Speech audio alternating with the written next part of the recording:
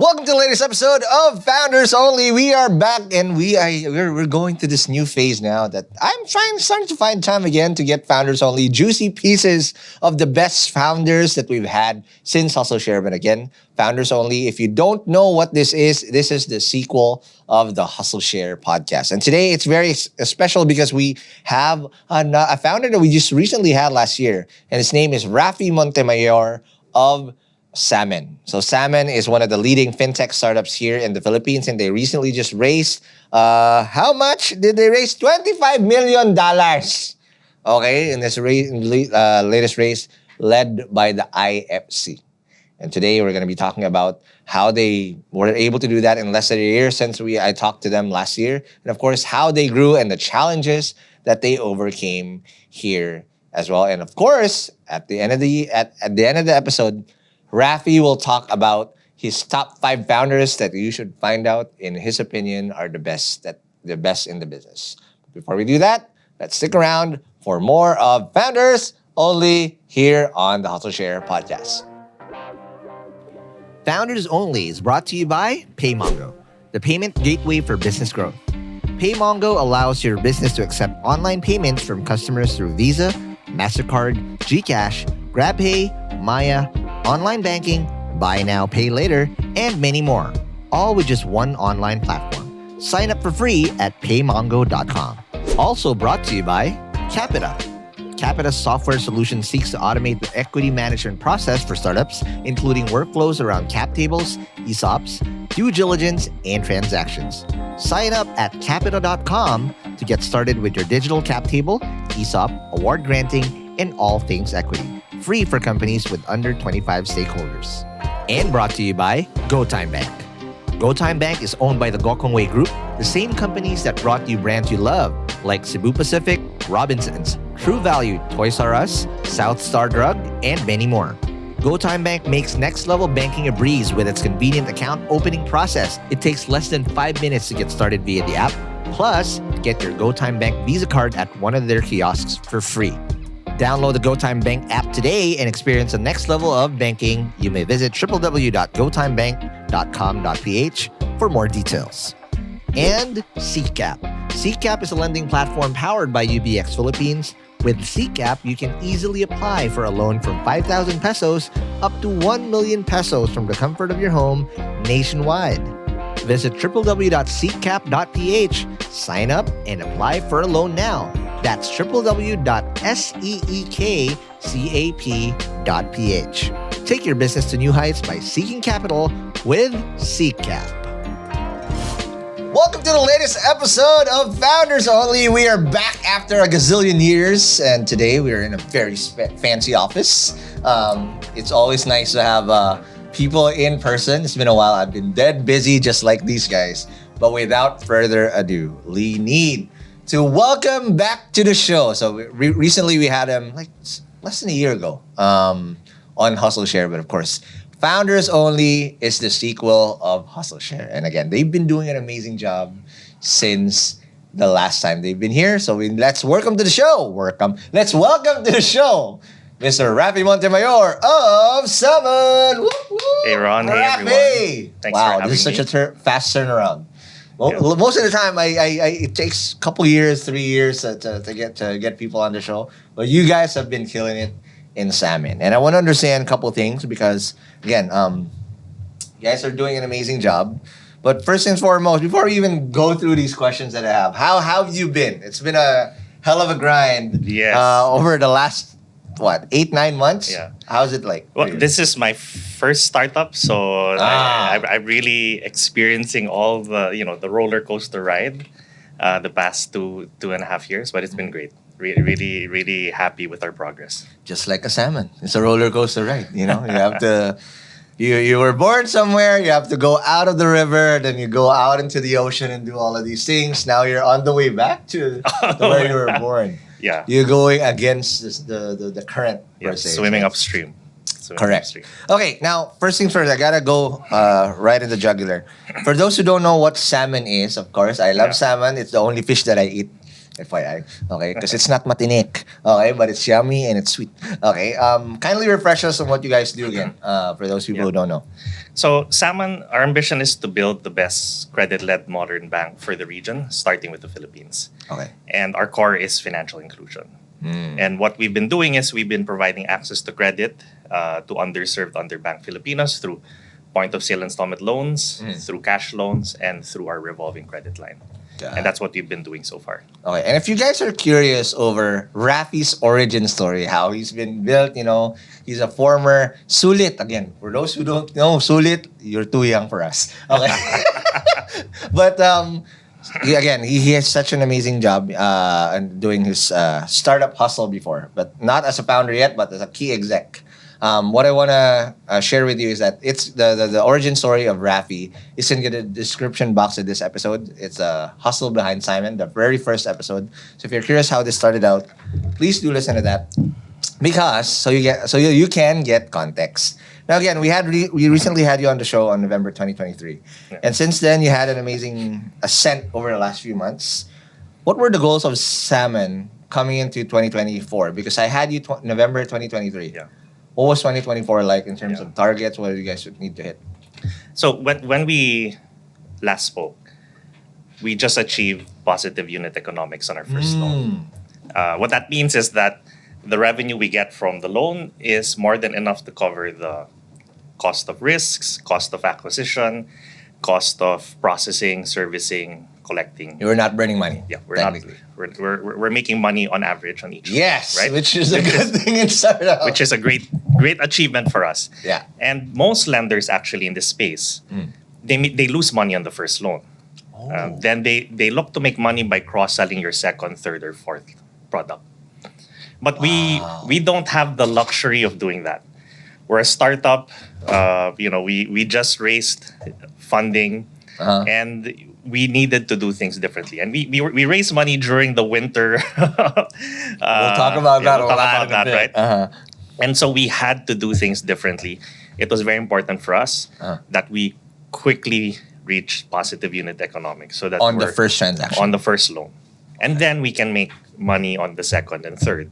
But at least first loan, it's a profitable product. Yeah, because I didn't know that was the case with fintechs like this, where the first loan is like, all right, on the house per se, you're negative, and then you're only upsell if it's either you cross sell on other stuff or you upsell. How did you guys make that work? Because again, unit echo, there's very thin margins to play around here with fintech. But again, without divulging too much, how were you able to get that done on the first transaction? You're already pretty much in a good spot. So it took a lot of confidence in the approach we took, which we benefited from because many of us, including myself, we came from Tinkoff, which was a leading digital bank and arguably one of the best in the world. And so we knew the approach to take, but it still took guts because in the first few months, when we did our point of sale installment loan, it was 100% approval rate. Wow. Right?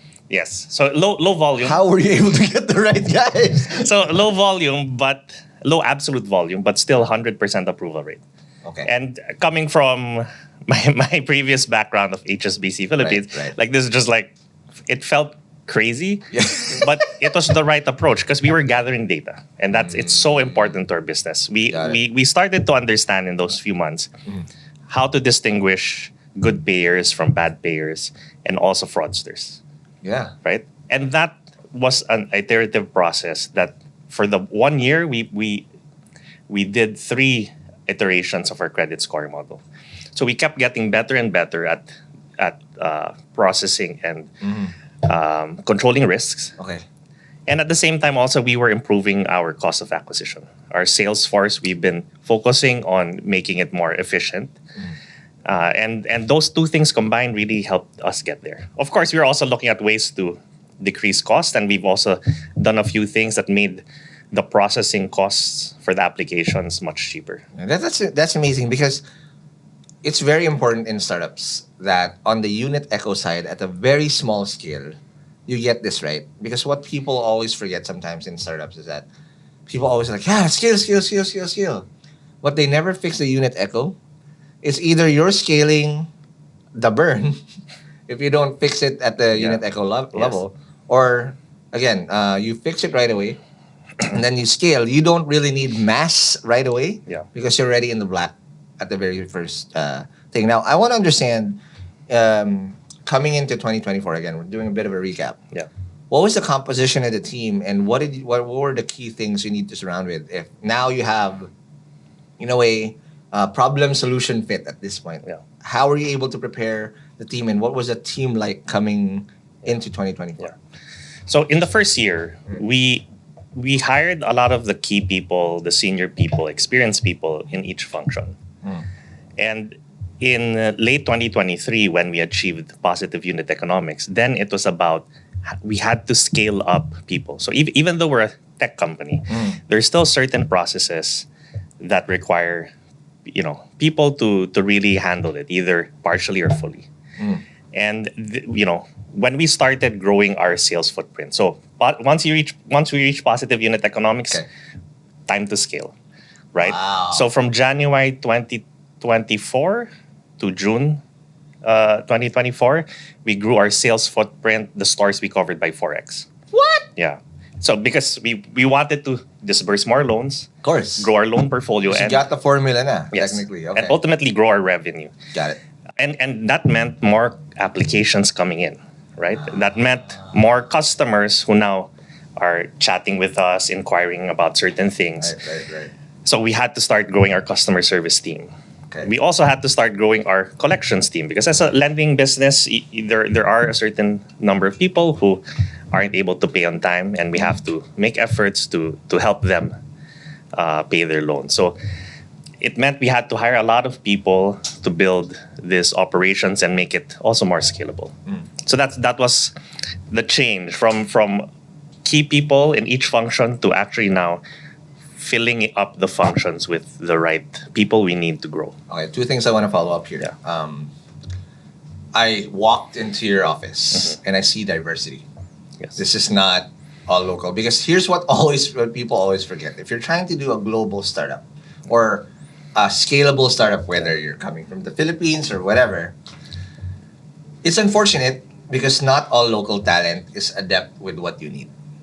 And I saw that in your office, it's diverse, meaning there's expats here. Yes. Walk me through how you built, again, the core people that you needed and whatnot to make sure that it's scalable. Because if the talent isn't there yet, you have no choice but to bring people in from somewhere, right? And then build around them or build under them. What was that composition like? And then down the road, I want to also, I'll follow up with the next question after. Yeah. So when we started the company, we probably made like 50 offers to the who's who at Tinkoff, who left the company and their country because of the war. And so it was a once in a lifetime kind of situation where, despite the tragedy and humanitarian issues with the war, there was this displacement of talent.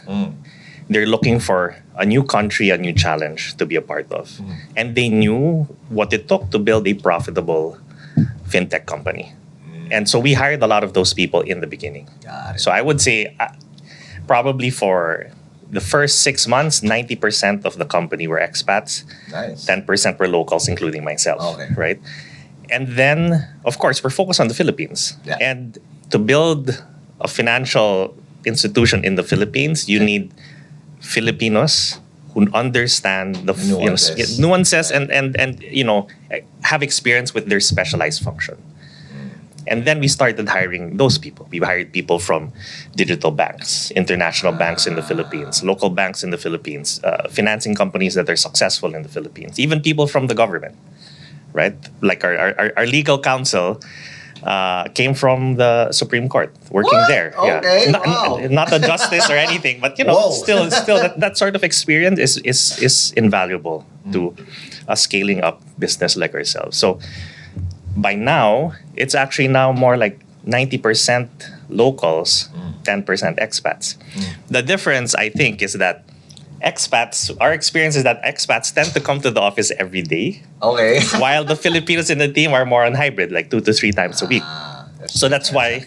So that's why when you come to the office, that's what it looks like. you feel like there are a lot more expats. But I think that's just we all experience the pandemic differently, and I think that the habit of this flexibility of working from home and working from the office, I think is greater with Filipinos. Yep. And again, the fact that you have that availability of people to work hybrid, and it's not forced. Yes. There's this dreaded term from the workforce of RTO. Right? RTO na. Yeah. Right? And then there's this massive resignation. It's like, I don't know, I don't want to go back to the office and whatnot. And you guys are able to do that. Now it makes sense. Now, last question before we take our first break. So again, you are able to now build this team and to get this done. But scaling up a company that fast will break a lot of systems. Walk me through the organizational shift in terms of how you're now able to do that. Because, correct me if I'm wrong, there's also a cultural chasm of, say, your leaders and then these people who on the ground who understand the nuance. No matter how much you look at numbers, there's nuances in those stories in between the cracks. Yes. How are you able to shift and get people to be on the same page despite the cultural chasm or the divide, to make sure that you understand the unit echo positive, and you're now plowing through? How did that work?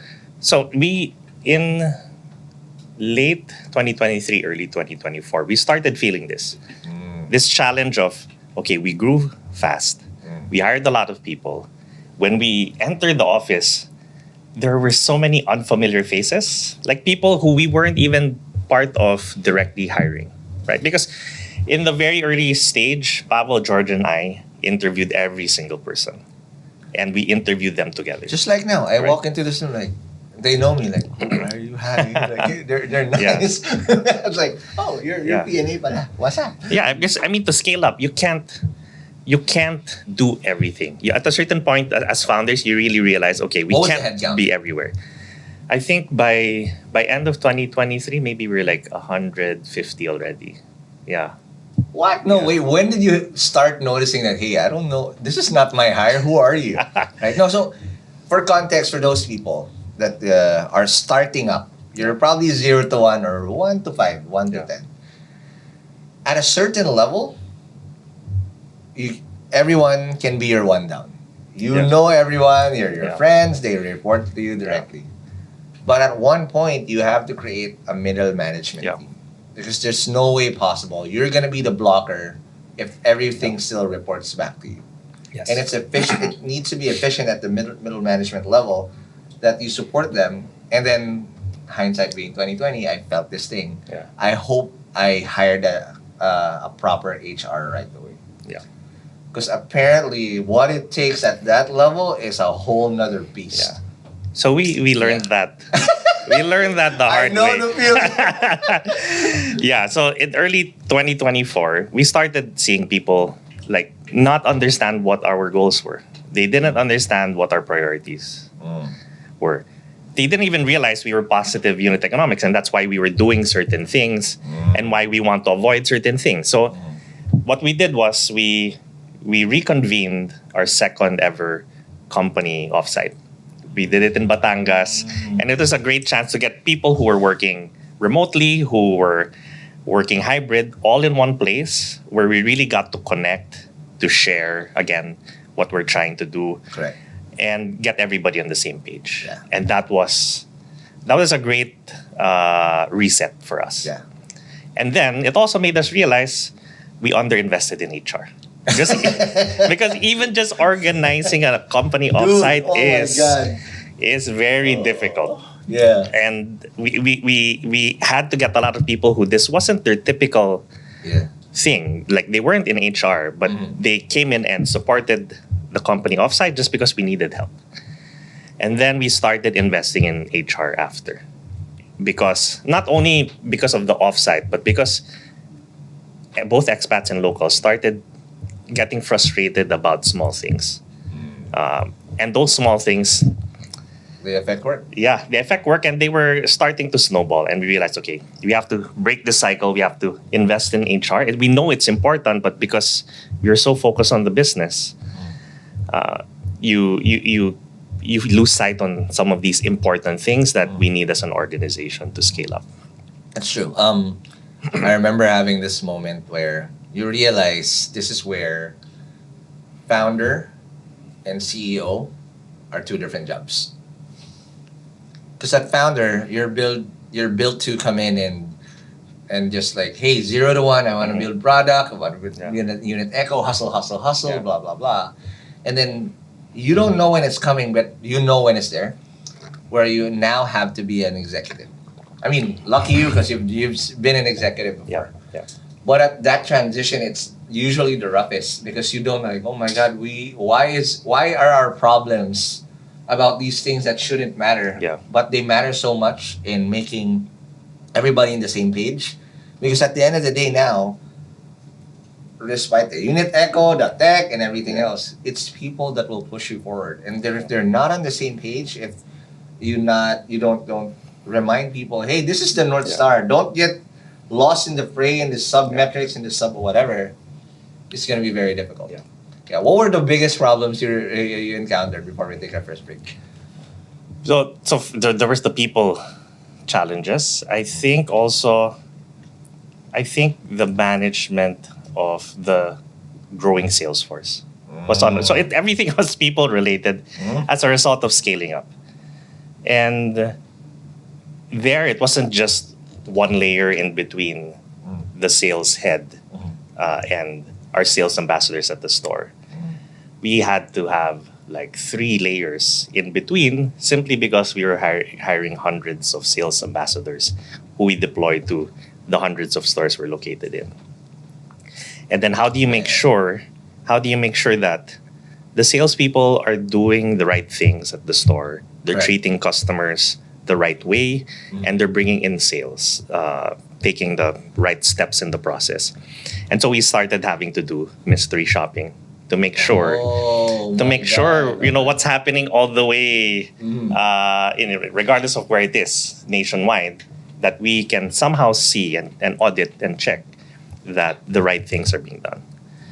And then how, you get that input, how do you then feed that back into the sales team so that they keep getting better and better? They realize the areas that they need to improve on and actually take the steps to... When you say store, what is that storefront of Salmon look like? So for example, we're partnered with SM Store or SM Department Store. So we deploy sales people into each SM department store who approaches their shoppers who are looking for in-store financing or point-of-sale installment loans, right? And that's the main way where we're acquiring customers and also providing loans to underserved, underbanked Filipinos. That's amazing. And that's sheer hustle right there. And my God, 100 salespeople. It's a growing sales function, army, bro. Yeah, that's crazy. But I'm glad you guys are have now figured it out. I'm sure. Yeah. And again, this is what it is. Heavy is the head that wears the crown. People always like, I want a big company. I want the CEO title, dude. It's totally a hard. lot of work, and we're 3 people doing it, and still super hard. Hard. Yeah. See, you're always only as good as the leaders and the people under them. Yeah. It's always going to be people at this point. All right, now let's take our first break, and when we come back, we will now talk about, what happened this year and how they were able to now scale and raise money and get IFC on board. Let's talk about that more after the break. Hey hustlers, are you tired of bank transfer fees and low interest rates on your savings? Say hello to GoTime Bank. GoTime Bank offers interest rates 50x higher than traditional banks. Enjoy this rate on your savings. No minimum amount, no deposit caps, and no tasks or missions to complete. With GoTime Bank, you can make quick and secure transfers to other banks with 3 bank transfers per week. Plus, earn Go Rewards points and redeem them as cash with a simple tap in the GoTime Bank app. Experience the next level of banking with GoTime Bank. Download the app now or visit www.gotime.com.ph to experience next level banking. It's GoTime! Hey hustlers, it's a brand new season and I have a brand new tool that will help you scale your startup properly as you grow your team and give them equity eventually. And if you want to have a record of ownership management, efficient equity workflow, and award grants digitally, Capita has you covered with CapMap. CapMap is designed to enable cap table and ESOP management, as well as digital share insurance for companies across South and Southeast Asia. Also, Capita provides ESOP advisory services for you to set up your plan and engage your employees through equity awards. And trust me, this is a boon because as you grow your team, you want to give their best people a piece of the company that they're hustling for. Investing shares and giving ESOP is not easy if you don't have a product like this. So please do check it out and sign up now at capita.com with a Q. Again, that's capita.com with a Q. And it's free for companies that have under 25 stakeholders. Get ready to experience the power of seamless equity workflow management today. And we're back from the break. We are still with Raffy Montemayor of Salmon and told us the amazing stuff they did pre-2023 and the founders stuff that they also did about their HR. Man, whenever people talk about the difficulty of building a team, because again, it's rare. It's not rare. It's difficult to, number one, to do two things. To raise enough money to be able to afford to scale up like that. And number two, it's hard to scale up a company. No matter how prepared you are, you think like, oh man, I've done this before. This is my third startup or whatever. Nothing prepares you. It's like another cannonball that just hits up. But now I want to understand, Raffy, because what's unique, you've reached positive unit echo, you've scaled, but one thing I didn't saw coming, and I want to understand the rationale, is you became a licensed bank. I want to understand the move of acquiring the Santa Rosa bank for you guys. So even before we founded the company, Pavel, George, and I knew that we need a bank, right? Because so our core is financial inclusion, and it's not just about access to credit. All of us, we need money, finances. It's part of our daily lives, right? We have transactions every day, and kind of the finance is like the lifeblood of what we do. So in order to do those things, you need to become a bank. I mean, a bank unlocks more of these types of products and financial services that you can provide. It's fundamental for that. So that was one aspect. It was being a bank would allow us to do more of these things, to offer more products. The second one is about finding a sustainable source of funds. Because if we're a financing company, you rely on your own money, your equity, and debt to grow your loan portfolio. And the most expensive funding is really equity. Ideally, we're using the equity to fund our burn until we reach net income positive. Correct. So that is how we grow. And that is expensive. And if you talk to all the banks in the Philippines, you need 3 years of audited financial statements to just be considered.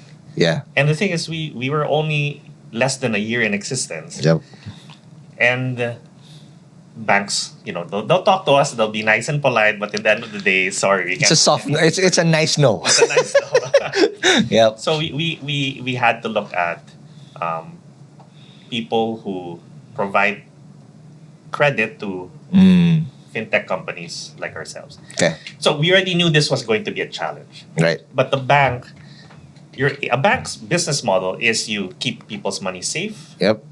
And you use that money for productive purposes. You lend it out to businesses, to individuals. You make money on that loan. You use the profits to run your operations, to give back interest to the depositors, right? And to make some money. And that is a sustainable way of building a lending business, a profitable lending business. So we knew also that was one of the reasons why we needed to be a bank. Got it.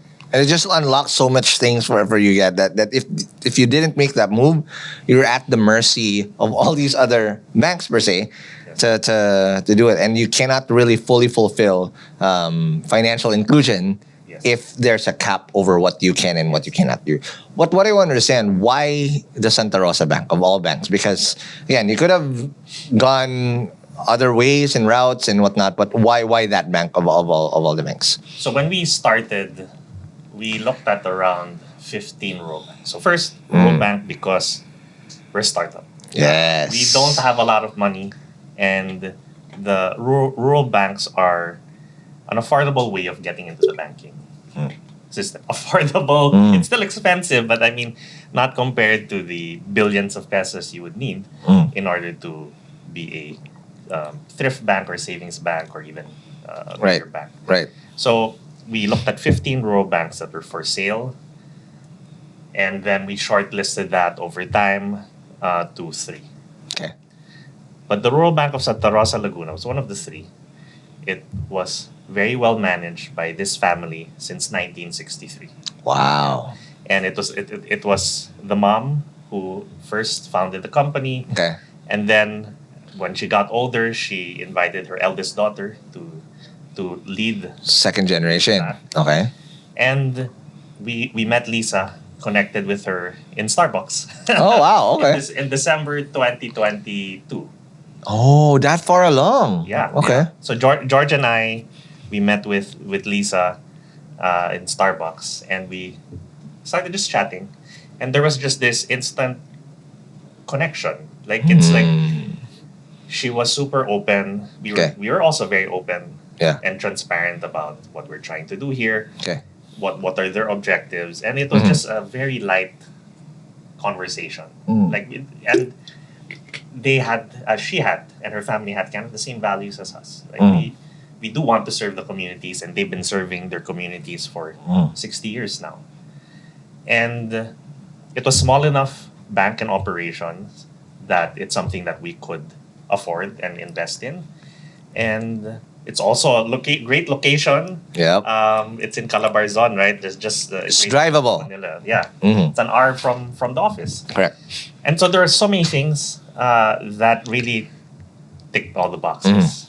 But I think the one thing that really stands out is that the connection was there. I never realized how important that was. Yeah. Because I'm a numbers guy. Yeah. And for me, it's always about, objectively. Correct. But the truth is, there's emotions behind. Yeah, and there's legacy involved. Imagine if you've been running the company since the 1960s. I would imagine they were like, "Hey, this is our legacy. This is our heirloom. I don't want to do it." Or you just really completely f up the way you do it. I'm not sure if there's a middle ground. Yeah. And the more this gets passed along the generations, the more sentimental it becomes, right? But how were you able to the connection was there. Yeah. But how were you able to convince them to, like, all right, we will take care of your family's legacy as now Salmon? So I think that first we needed to find the right bank where the owners were willing already to divest majority, because that was the challenge also with some of the other banks. There were other banks that were well run. But they really weren't ready to sell, and as a result, they priced the sales so high that it just wasn't feasible. And that's when they told us, okay, so you're not willing to negotiate, play ball, so it's not a good use. It's a non-starter. Yeah. So they want, like, you throw in like a crazy number that maybe make them think about selling, which we can't do. Right. But here they were ready. Okay. And then of course we had to build trust. Right? And that was about close to 6-month process of negotiating. Wow. Doing due diligence. Yeah. Both. It's literally an M&A, dude. That's what it is. But they're also doing due diligence on us, right? Vice versa. Getting to know us, and we're getting to know them, and some of the people in their team, some of the people in our team, and Got it just continued to reinforce what we knew on day one, that they're a great partner to work with. Now, what did that unlock? You're ready. Okay, perfect. We now have a bank. We can now unlock X, Y, and Z. What did that unlock that you can now serve as an institution as Salmon, knowing that you are a bank? Yeah. It unlocked more challenges. I mean, there is this the plan. It unlocks many things, and we can talk about that. But the first thing it unlocked were challenges, because knowing about their operations through the due diligence, I mean, it's you visit, you speak to people. It's still very different from when you actually acquire a company, set foot in the operations as the new majority owner, and then you see all the things that you didn't realize you didn't. Dude, I've had an experience like this before. So my second company, Chatbot PH. So when you go through this vice versa dance, it's best foot forward. It's like dating. And then you get to marriage, like, what the hell did I just sign up for? It's too late. But again, it's challenges. I totally understand what you're talking about. Yeah. But again, you're already there. Yeah. You have a ring on it. Yeah. You cannot back away. But pretty sure you guys were able to iron the kinks out. Yes. But the challenges, of course, it was there. But what were the benefits naman that you got? So the benefit was that now we could start the process of applying for what you call the advanced EPFS license. So all banks need an advanced EPFS license to launch their website or launch their app. Okay. And that's key for us, because one of the things we realized when we acquired the bank was that even our existing customers, most of them are becoming dormant because they find it so cumbersome to visit the branch. We have two branches, one in Santa Rosa, one in Bacoor, Cavite. They couldn't find time to visit the branch, to do transactions, to deposit or withdraw money. So they were just keeping their money there and then just not touching it and sometimes forgetting about it. Wow. And so we did a customer survey. We asked people questions about their banking needs and how we're meeting those. And we realized that customers really want digital channels as a way to more conveniently do things with their bank. Got it. And that really pushed us to now, like, okay, we really need an advanced EPFS license so that we can launch an app, so that even existing customers can transact more and do more with their accounts with us. Okay. And this will also then translate to new customers who do want to try a different way of banking and financial services. And so that's key. It unlocks our ability to apply. But you still need to apply, right? But you don't have to go to the store anymore in Bacoor or in Santa Rosa, because now everything's digital and you can just easily acquire people at scale with those as your anchor, per se. But that takes time. So we had to first develop the app, fully develop it, and then test it, and then submit it to the BSP for their consideration. And then they're going to review it thoroughly, which actually, if you think about it, it's comforting because this is the sort of review that our BSP does every time a bank launches a digital platform. Yeah. It's thorough. It's a way of keeping all of our money safe. Correct. Right? And we just need to make sure we go through that, take their inputs and feedback into consideration and make it better so that if eventually they approve and we're able to launch, it's much better for end consumers. Okay, that's amazing. Now, all right, you mentioned that this is now the thing. Couple things that, aside from the challenges you mentioned earlier, were there any other big challenges that you encountered in 2024? Because you already mentioned the sales challenge. This was, I guess, a 2023 challenge that you had to go to the bank. But was there something that you didn't see coming? Like, holy crap, what is going on? Because eventually what will lead to is that you get, you recently just raised another 25 million on a Series A plus from the IFC, right? But you don't unlock a Series A plus in terms of funding if you didn't hit your metrics. So what I learned recently, apparently, is VCs, when they invest, when they raise a fund, and I found out about this, when they raise, say they raise a $50 million fund, half of that is for first checks. The half is their buffer or whatever that, again, I'm just throwing ratios here, is for follow-on investment on the winners of the first checks that they've written to. So you won't unlock the follow-on if you didn't even hit your mark.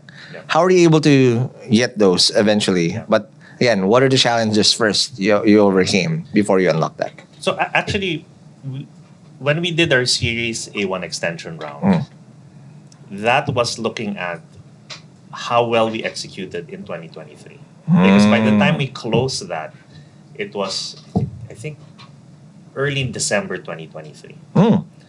And it was about, we had this plan coming into 2023. So that was late 2022. We had the plan. Okay.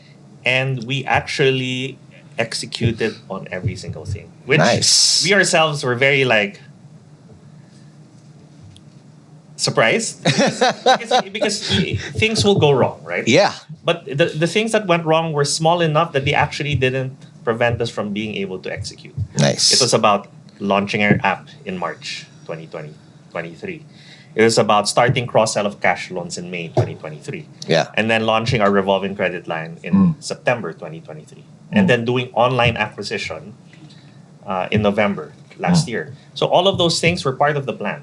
And we were very close to constantly hitting it and doing the right things to get there, which really impressed our existing shareholders. Nice. And we needed to raise funding, right? To Yeah. continue the development, the product development we're doing, the scale up that we're doing, which we were initially going to raise just from existing shareholders. Yeah. And then the IFC came along and it changed our view, right? Yeah. And then we can talk about kind of how. No, but I want to That's understand fine. because I know you prepared a slide here, real quick, on your expanding business and solid financial position. We can show it on the wide, real quick, or we can show it and flash it as we go along. But can you describe real quick what the total, how you're able to do that? And because at the end of the day, when somebody looks at it, it's like, wow, holy shit, that margin or that gap, positive gap. Makes forward to it. Can you describe what that looks like and how that was able to now unlock more funding? So these figures are for the bank, and it talks about how since acquiring the bank in January 2024, that we didn't just sit on our hands and wait, hoping for the BSP to approve our app. We wanted to start growing its business and operations even within those two branches. So the first thing we did was we need to grow deposits because deposits at the bank when we acquired it was around 70 million pesos. That was enough for the business needs of the bank at the time. Yeah. But we want to grow. And so we that's just started- north of $1 million, or it depends pa on the Yes. the forex now. It's bad. Okay, so there. So we knew we had to grow it, and to grow it, the thing under our control is the pricing. Okay. So we introduced really attractive time deposit rates, Okay. as high as 8.88% for the 12-month term if you place more than 500,000 Yeah, pesos. I saw. Yeah. Now it seems really high, and what we realized is when we started offering it to customers, they're like, "Oh wow, that's a great rate." And then we invite them to go to the branch. None of them did. So conceptually, it's a great offer. But there's this bigger hurdle for them, which is just that they're too busy. They can't leave on their lunch break to go to the branch. Yeah. And then by the time their office ends, the branch is closed because it closes at 3 p.m. Yikes. So they are not availing of these exciting interest rates. So that's what led us to really okay, we need an app to address this main challenge of our existing customers Correct. transacting with us and growing their business with us. But we've still managed to encourage people who are looking for yield, who are looking to grow their money. Yeah. And so we were able to grow our deposits by 5x. By now, right, it's around 500 million pesos in deposits. What? That's amazing. And then we use that to start purchasing profitable loans from our financing company. And those profitable loans, so we also injected money into the bank. So we use deposits and we use that money to start acquiring profitable loans, and we've started Makes sense. generating more revenue and therefore more income at the back. Yeah, because how are you going to be able to give that 8.88% if you're not able to make that in other loans? Because that's basically, for those people who don't understand how banks work, banks get your money while you deposit. They will give you an interest. Where the hell do they get their interest? They loan your money a nice, decent interest, and then that spread should cover what they're going to give you in interest and also the upkeep to keep the bank running. Yes. Did I say it correctly? It's a banker. That's Okay. That's And I'm a 36-year-old. I just learned about this recently. So I always say, my mom would say, just put your money in the bank. It will grow there. Yeah. But most banks are offering 0.25% per year on your deposits, which is nothing. Effectively, it's nothing, right?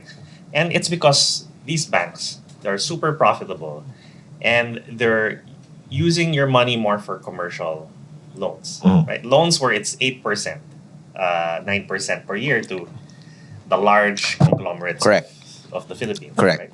So for them, they need that. They need it to be at like 0.25% because they're only lending it out at 8%. And so the spread is a lot less. Correct. For us, we're providing loans to end consumers. Yes. Right. And they're riskier because it's the underserved, underbanked segment of the population. And so we have to provide a higher interest rate.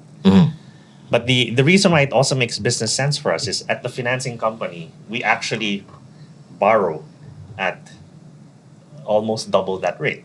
So even just by using now the deposits, we're cutting our costs close. Nice. Right? That's So amazing. even at 8.88%, we're actually making good money. And that's why the bank's net income has started to grow.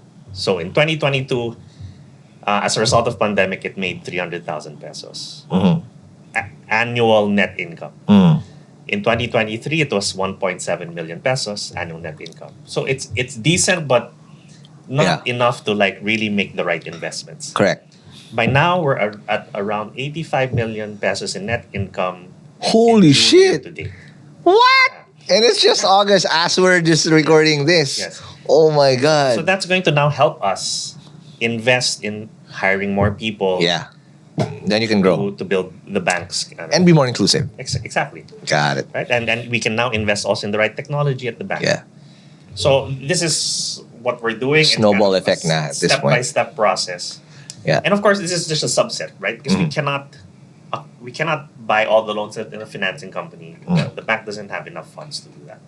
Right? So this is just a snapshot of kind of the whole group, the Salmon group, and what we can do if we execute and grow the funding, the sustainable sorts of funding that we need. That's amazing. I don't know. Last question before we take our last break. How are you able to do it? Because it's a funding winter still. Yeah. And I'm always happy when I talk about we have a podcast, daily podcast of the best startup news in Southeast Asia. I have a bias. My bias is whenever there is news from the Philippines, like, oh, there's a funding alert coming from the Philippines, like, wow, okay, there's money coming in, right? And I've seen you guys do it very early on. But it's super hard to get funding in a funding winter where 2021, 2021, the metrics to get funding were different. For you guys to raise this, and from the IFC pa, how are you able to raise money in the middle of a funding winter? Yeah. So this started, I would say, since mid-2022. So we just founded the company and we were raising our Series A round. And you talk to people, and then one person we encountered said, "Hey, why don't you reach out to the IFC? Because they invest in fintech companies. They care about underserved, underbanked segments of the population. They care about financial inclusion." So we're like, okay. I mean, we look for ways to reach out to them. Okay. But it didn't turn to anything because they just said, "You guys are just too early. You don't even have like." But you're on the radar now by that point. I hope so. Yeah. I guess it just made them start to think about us. Okay. And then in around middle of 2023, Okay. one of their sister companies of the IFC was focused on fintech in the Philippines. They wanted to meet all the players. And then they invited us for a chat. And then we introduced Salmon about what we're doing. And of course, because we've made great progress, they liked what they saw, and then they took note. But again, it didn't lead to anything. And IFC is like a 4,000 plus employee organization, right? So we kept introducing ourselves to various points until eventually we found the right person. This person looked after fintech and financial institution investments for IFC, I think, in most of the world. Wow. And he met us, learned more about us, and he was intrigued. And from then on, it was this long process of them understanding us understanding them. And when they eventually gave us a term sheet, it made us rethink what we were doing. Because initially, we were going to do a purely internal funding round. Okay, follow-ons. Follow-on, right? And then, we have the opportunity of bringing the IFC in, which is a great partner to have in a financial institution. So we discussed it with our shareholders, and we eventually made the decision that let's really explore this. Nice. And then it was a long, extensive due diligence. I think the longest and most extensive we've ever had. Yeah. And I think it really helped us because it kind of sharpened us in how we do our business, in how we present what we do. They had very, very great questions that made us rethink certain things. And one of the things that at the end of the day that made us stand out for them was our commitment to the consumer protection pathways. So this is an international kind of organization, like an NGO, that focuses on making sure lending companies or financial institutions do responsible lending, which is a big thrust for IFC, and it's actually the way we go about things. Got it. But we never followed a path or a guide in how we do it. We did it based on what we felt was right. And now we have a guide, and now we have IFC who helps us along that path to make sure, okay, that doing this is going to be a challenge. You should be careful of this. Don't do this. That's not going to be good for you. All of these things, and it's not going to be good for customers. So now we're on that path, and IFC has been such a great help in that.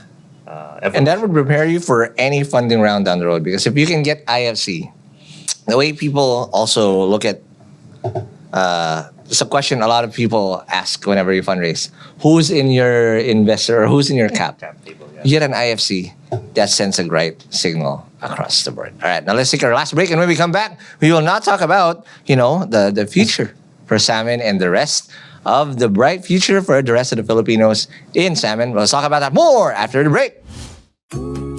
Hey hustlers, PayMongo is your payment gateway for business growth. With PayMongo, you can accept online payments from your customers through Visa and MasterCard, debit and credit cards, GCash, Maya, RabPay, online banking, BNPL, installments, and many more. All with just one platform. For business owners, online payment collection used to be such a pain. Long negotiations and paperwork, complex developer docs, and having to gather all these proofs of payment from your customers would be a serious drag in your operations. Now, with just one partner, you can simplify all of that and focus on growing your business. PayMongo's story showcases the resilience of Filipino businesses in today's digital economy. During the pandemic, they became a lifeline to countless businesses by helping them go online quickly, serve their customers, and generate revenue. They have since grown exponentially and now support thousands of businesses, from SMEs to venture-backed startups and even the most established enterprises in the country. PayMongo's products allow you to accept all types of payments with or without a website, and they continue to expand into more streamlined financial services. So sign up for free today. Visit paymongo.com to get your business activated in 1 week or less. Hey hustlers, I know how difficult it is to do fundraising at the moment for any startup or any business. And especially given this market where investors are afraid to write any significant check that would help your startup either scale or extend your runway, your options are very, very limited. But don't worry, I think I found a solution that just might help. So if you're seeking capital for your sari-sari store, online business, restaurant, or startup, SeekCap's got you with a 24/7 fast and easy online loan application process, minimal paperwork, and real-time updates. Say goodbye to long lines and long waits with SeekCap, UBX Philippines' online lending marketplace for micro, small, and medium enterprises. Choose from a wide variety of loan products from 5,000 pesos up to 1 million pesos from trusted lenders. With SeekCap, you can apply for a business loan that's tailored to your needs, whether it's for capital, production, operations, or expansion. And check this out. You can apply anytime, anywhere in the Philippines. So what are you waiting for? Sign up at www.seekcap.ph. That's www.seekcap.ph and apply for a loan now.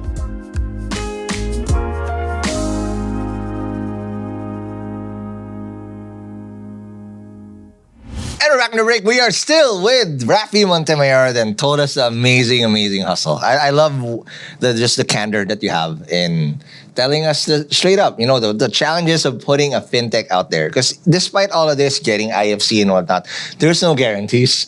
It's an opportunity to hit our market or hit the target that you need to do. But again, you need to hustle.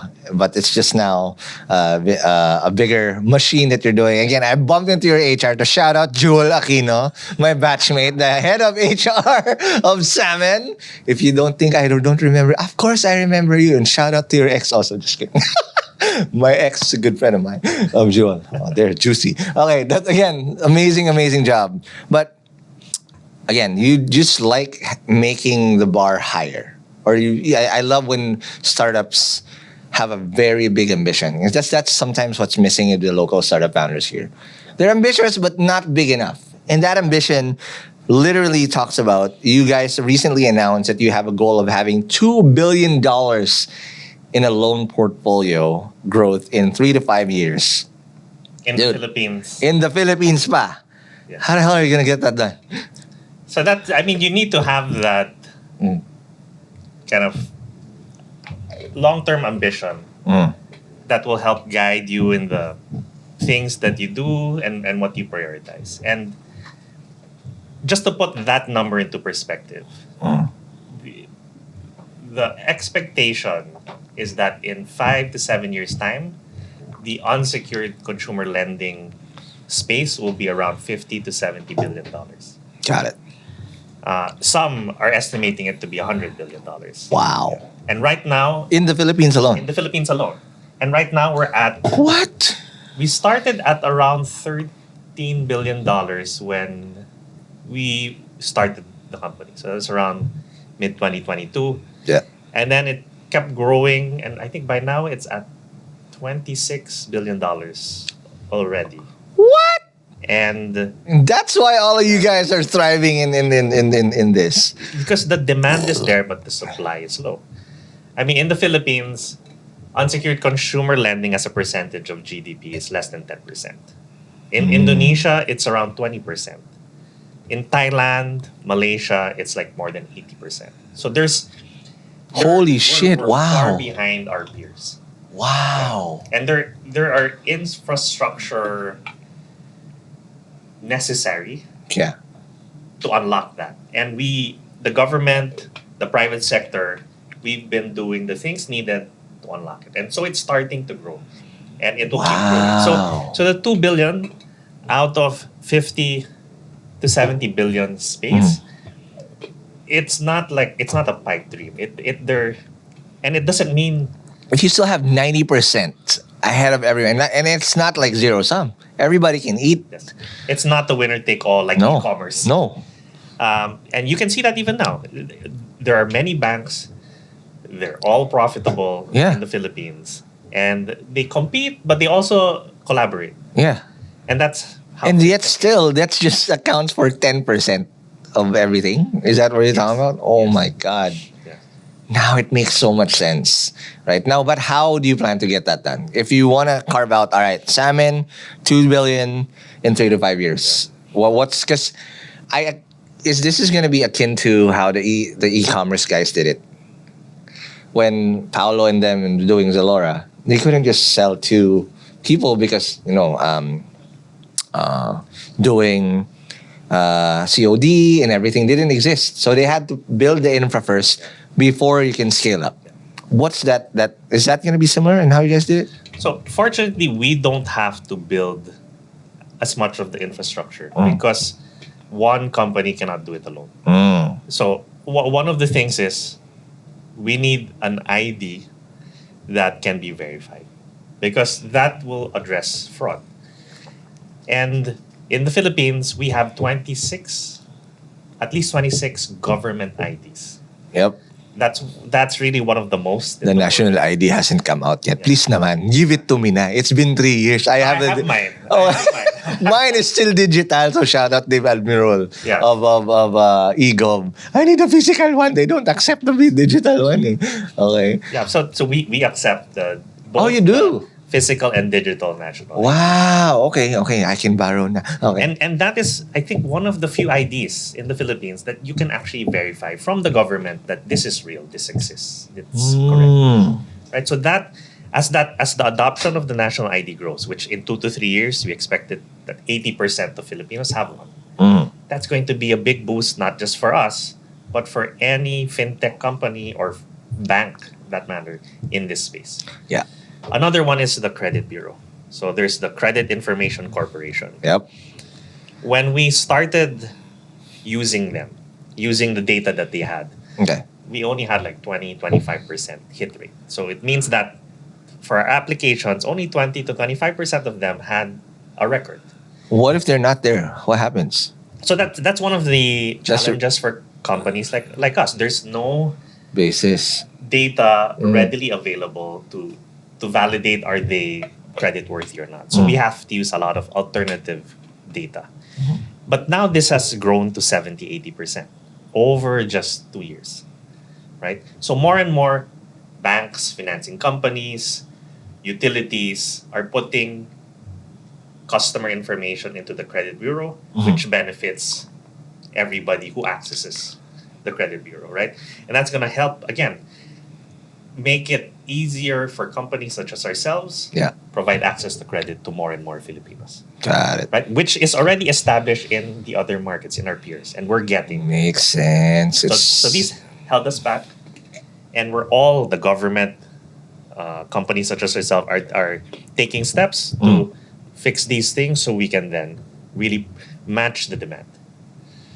Right? Yeah, because you cannot tap the demand if you cannot even unlock the demand and make them eligible to get this done. So that's really the hurdle. Yes. Wow. Okay, sounds good. Now, all right, I'm going to go deep into your psyche now. Again, last time we had it, you came clean about how you also evolved as a leader from Sulit to here and from your earlier iterations.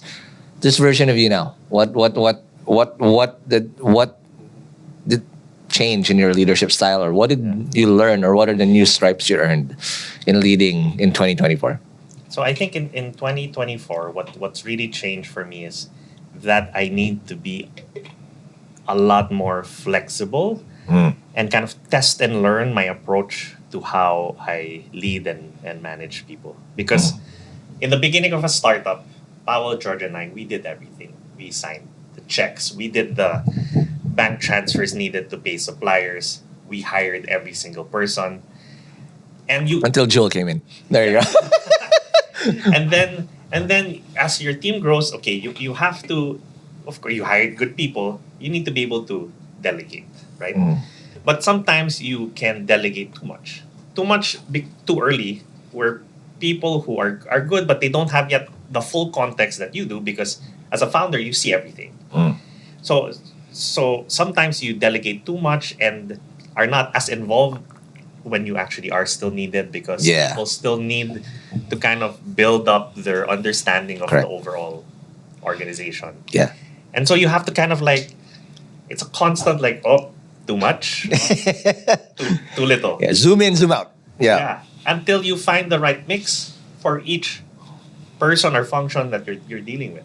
Some will pick it up faster, right? Some you need to be a lot more involved. And that one, you do a little bit of that in the corporate setting, right? But here, the level at which you do that, it's just constantly changing and evolving, and also because of the speed at which people are coming in. So that leadership flexibility Okay. is something that I'm evolving into. I'm not Nice. there yet. It takes time to get And as founders, you will never be there yet. It will always be a constant evolution, right? Because even if your best version of yourself, as your company grows, or company retracts, it depends. Like for me, I discovered a new version of myself when we were super wartime mode last year. Like, holy shit, I thought I was gritty. But there's a new level of grit that I can unlock apparently. Yeah. That's borderline, like, what the hell? I don't even know. But it allowed me to become a better... Because at the end of the day, as a leader, it's a constant rediscovery of self-mastery as well. Yes. And it starts with you. Agree. It always starts and ends with you.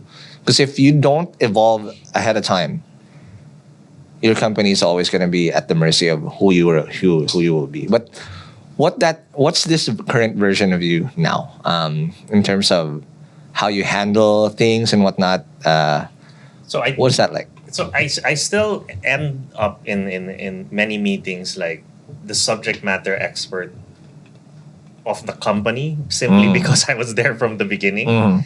And so I have to step in when my knowledge, expertise matters and take more control. And then when these are things that they're experts and good at, we have lawyers who are not just doing legal work but also compliance work. Right. Like, give them the flexibility and freedom to also recommend and make key decisions. And you give them the space, but still involved, because everything, no matter how good you are, if you were not there at the beginning, you don't have the rationale or why did we do this instead of this 2 years ago, and they need that in order to guide what they're going to do. So that's where we always are stepping in.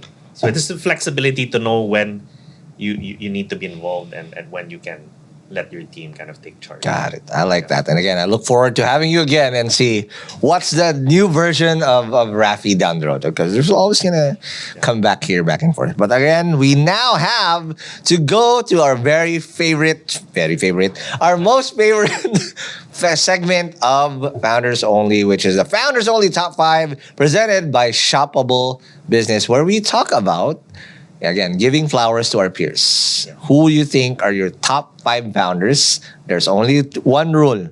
It can't be you or me. Okay? You cannot. So, in your opinion, who do you think are the top 5 founders in the Philippines or wherever you want to, that you admire, that you want to give flowers to?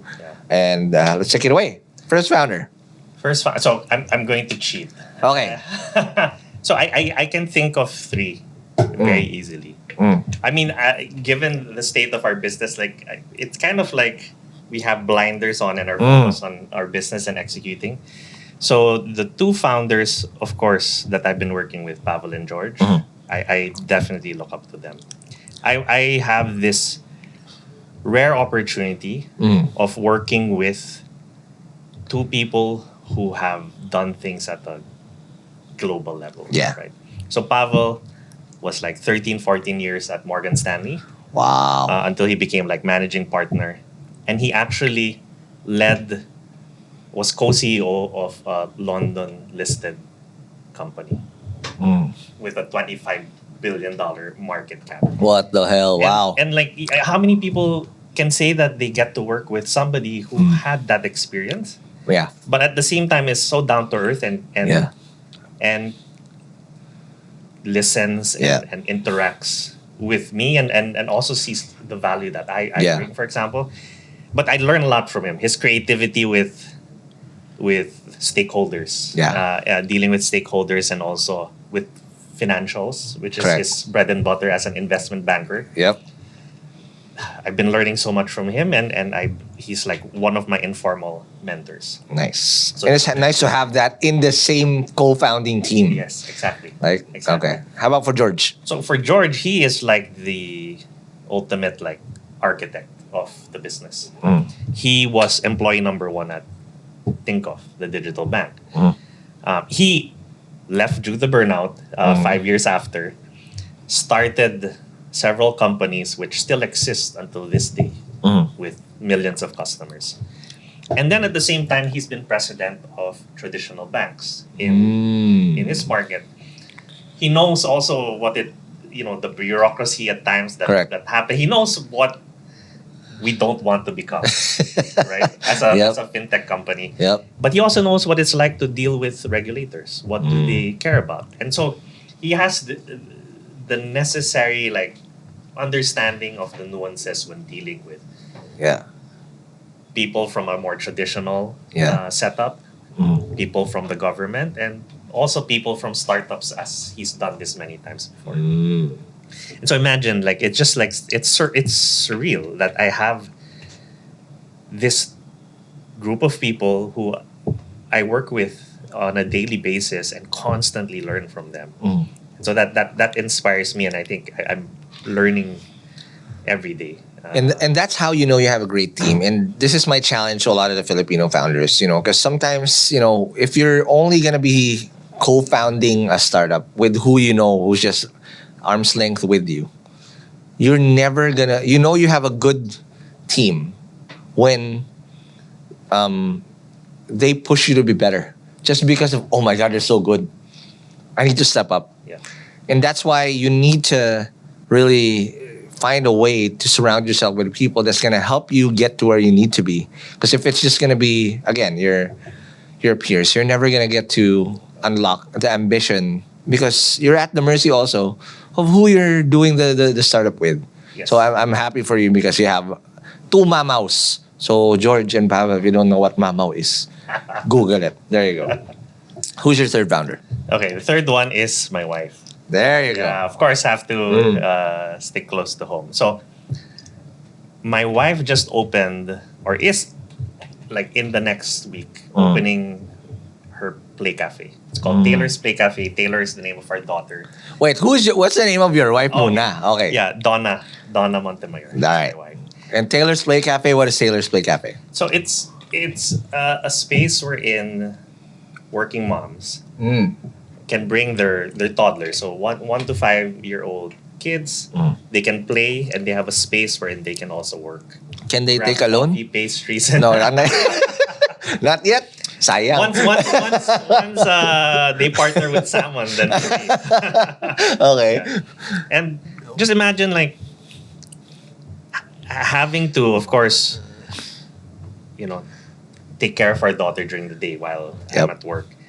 And then also put together a business, look after, fit out, dealing with all the suppliers and all of these things from scratch. And like I see a lot of the things actually that we had to go through and still go through, but we were really going through during our first few weeks and months of starting the company. I see it with her, but I believe that she has more on her plate because being a mom is also a very challenging role in the family perspective. And so being able to juggle all of that, and then she also took up a class on entrepreneurship like a few weeks ago. Like all of these things, being able to juggle it and being able to deliver. Yeah, and do well in each. Yeah. That's the power of women. You guys are great multitaskers. Yeah. Like me, I cannot. Like, that's amazing. And then moms too, like working moms, amazing job. All right, sounds good. Who's your fourth founder? I haven't gone to the fourth or the fifth because I mean, the ones that I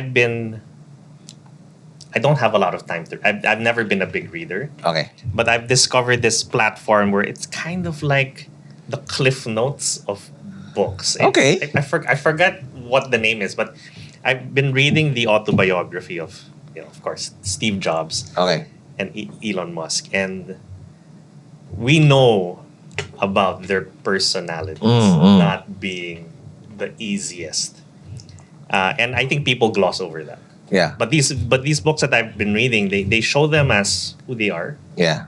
Flawed people because Yeah. they're people at the end of the day. And yet they do powerful things. Yeah. And I think it's just more the inspiration of kind of the path that Okay. they show it's doable. But I definitely don't want to do it the way Okay. they did. Depends on the right country, by the way. You do that here, you're gonna get canceled. So we don't share the same values. Okay. But I think the execution, relentless execution, doing what they believe in very passionately. I think that one is inspiring. That is amazing. So Elon Musk and Stevie Jobby. Okay, that's amazing. Now again, before I let you go, Rafi, you need to invite people over. You guys have exciting stuff that you're gonna get. Again, 8.88 interest rate on. It's right at the back, right there. That's a jersey number right there. But again, what's up next for you guys in Salmon? Please invite people over. And again, I'm pretty sure we're gonna be having you again down the road. Give it a few more times. But what's up next for you guys in Salmon? Invite people over. Let's check it out. So I mean, we do have this super exciting 8.88% interest rate for our time deposits. We invite people to drop by our Santa Rosa Laguna branch and our Bacoor Cavite branch. Please speak to one of our team members. We're happy to work with you so that you can Don't ignore invest them. money. Give them a shot. Okay. Yeah. I mean, not only are you going to benefit from it with this high interest rate, but you're actually allowing people to get access to credit who are underserved, underbanked. Like you are directly responsible for that within our company. Correct. And so we invite people to do that. We also invite people to go to SM Department Store, Robinson's Department Store. I mean, we're present in thousands of stores nationwide. Nice. Where you can approach one of our salmon ambassadors. Yeah. They're in these bright colored salmon shirts. There you go. Don't buy salmon from them, ha? They're not salmon vendors. Okay. Yeah. And then they'll help you through the process. It's a 10-minute process. And we can make a decision within 30 seconds whether we can give you the loan. What? Yeah. So you don't spend too much time actually doing this. Like we unlock more time for you to spend with your friends and family while you're in the mall, for example. So, and then the other things get unlocked as you become our customer. Okay. You become qualified to then get a cash loan. You can get qualified to get a revolving credit line, and then we can grow our relationship over time. How about for startups? How can startups work with you guys in terms of partnerships, collaborations, or even probably borrow money? Send me an email directly. There you go. So Raffy at fhl.world. We are always open to exploring how to collaborate. As we mentioned and discussed earlier, it's not the winner-take-all market. We work with a lot of fintech companies, such as Sendit, who help us. Shout out Moses. Do transactions, right? Yep. So we work with a lot of banks. So we're happy. Sometimes we don't know what are the opportunities. Yeah. And people then approach us and tell us, hey, do you guys want to consider this? And that's helpful to a startup such as ourselves. And hopefully to the startup also out there who's listening. So Raffy at fhl.world. Reach out if you have any ideas, opportunities, or even if you're interested in a loan, we can pass you on to our salespeople who can help you with that. All right. Thank you so much, Rafi. But before I let you go, follow us on whatever podcast app you're listening to, whether Spotify, Apple Podcasts, or wherever you listen to podcasts. And if we did say some jargon, it's going to be the show notes on hustleshare.com. If you also want to support Hustleshare just like Salmon, you can sign up at premium.hustleshare.com. Again, Rafi, thank you very much. Thank you so much, Ron, for having me. And I'll see you guys in the next episode. Peace. Thank you so much for watching Hustleshare on YouTube. If you like this video, please don't forget to like, comment, and subscribe to this channel to get more content like this. And to get the full audio episodes of Hustleshare and Founders Only, subscribe to our podcasts at Spotify, Apple Podcasts, or wherever you get your podcasts.